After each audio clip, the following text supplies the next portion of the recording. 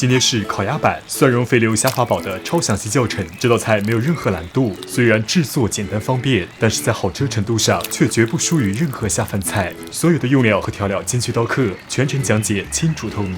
这个菜绝对值得一试。朋友们好，今天我们做一个超简单的方便菜，上次也做了，但是我念念不忘。这里的蔬菜和肉菜你都可以灵活增减，喜欢什么放什么就好。那么首先我们来剁蒜蓉，我用了4颗大蒜，我今天做的会稍微有点多。如果你做的是1人份，那么今天的用料和调料，那大家等比例的删减就好。我们先给蒜头拍一下，拍扁之后再剁蒜泥了，它就不会滚来滚去了。拍好之后我们就给它切碎就好了，如视频当中一样，自己家庭制作，不用粘得非常细，如画面中一样就好。蒜泥切好之后，我们给它放进清水里冲洗一下。这个冲洗蒜泥是为了去除表面的蒜泥汁液，这样炒蒜蓉酱的时候就不会发苦，而且能减少粘锅。如果你熬的蒜泥比较少，那么就可以不用清洗，直接炒蒜蓉酱就好。因为我今天做的比较多嘛，所以我会给它清洗一下，稍微冲洗一下就好，然后给它取出控水备用。然后再切下红辣椒，也是切成辣椒碎，先切圈，再切成辣椒末，这样会省事一点。辣椒的用量根据个人的喜好来增减，喜欢吃辣你可以多放一点，不能吃辣你就少放一点。我今天买这个红辣椒是不辣的，所以我多放了1颗。然后切蔬菜，这1颗黄花菜有点太多了，我用了一半。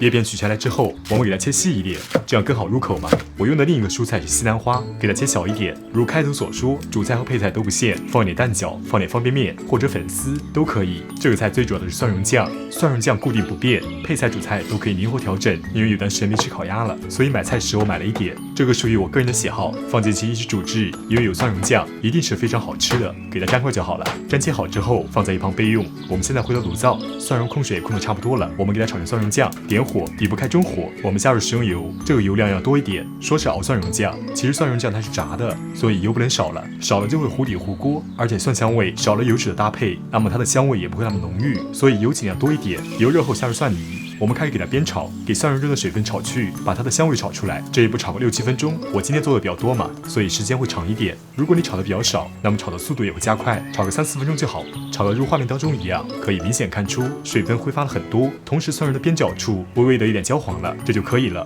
下入切好的辣椒末，一起煸炒。这一步炒个30-40秒，把辣椒的香味炒出来。炒好之后，我们加入调料，这是我用的主食勺子，大小给大家作为参考。我把需要的调料都会打在字幕上面，这样大家看得更清楚一点。需要注意的是，蒜蓉酱要咸一点，不能淡的。调料放好之后，给它们炒成融合，炒个20秒，我们的前期工作就处理好了。那么现在我们把食材放在一起，蔬菜记得放在底部，可以防止糊里粘锅。然后下入焯好水的肥牛和虾滑，再放入烤鸭，这个烤鸭超香的。接下来把表面都铺满蒜蓉酱，把烤鸭、虾滑、肥牛表面尽量涂均匀。